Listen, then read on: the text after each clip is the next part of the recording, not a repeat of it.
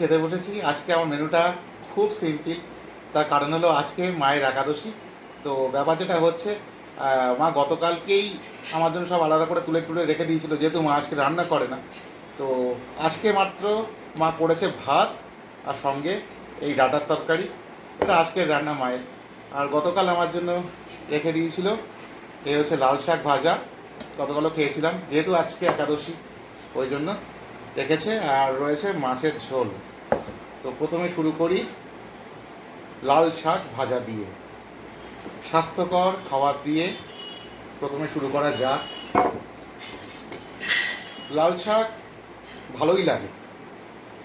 মায়ের মধ্যে বাদামটা দেইনি, বাদামটা দিলে আরও ভালো লাগে। তো বন্ধুরা, শুরু করা যাক। বাহ, এই গরম ভাতে লাল শাক ভাজা সত্যিই দারুণ লাগে।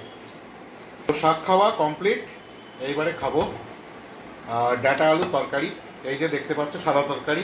আসলে আজকে একাদশী বলে মা হলুদ দেয়নি। এটা মা নিজেও খাবে সাদা তরকারি। মা শুধু তরকারিই খাবে, আর কিছুই খাবে না। তো শুধু তরকারি খেতে আমারও খুব ভালো লাগে, কিন্তু মা দেয় না আর কি, বলে অত আলু খাওয়া ঠিক না। আমি আলু খাওয়া মানে তো প্রায় 2 কিলো আলু নিয়ে বসবো আর কি, এরকম একটা ব্যাপার।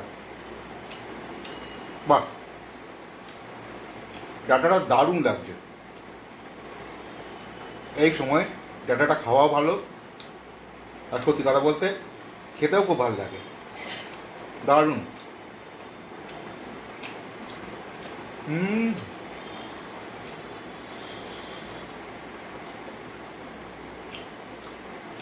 বিভৎস। বাদ বাকি ডাটাগুলো সাইডে রাখি, এগুলো পরে খাবো। প্রচুর ডাটা দিয়েছে মা আজকে আমাকে, প্রচুর ডাটা দিয়েছে। তো একটু সাদা আলুর তরকারি, মানে সাদা ডাঁটা আলুর তরকারি একটু ভাত মেখে দেখি কীরকম টেস্ট হয়েছে। আশা করি ভালোই হয়।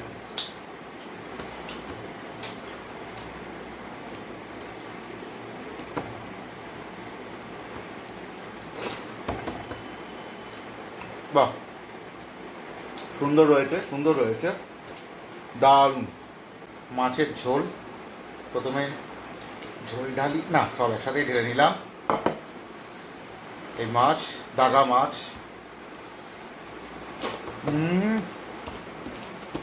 দুরন্ত বন্ধুরা, দুরন্ত।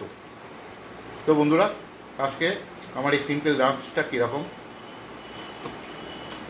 কমেন্ট বক্সে অবশ্যই জানিও কিন্তু।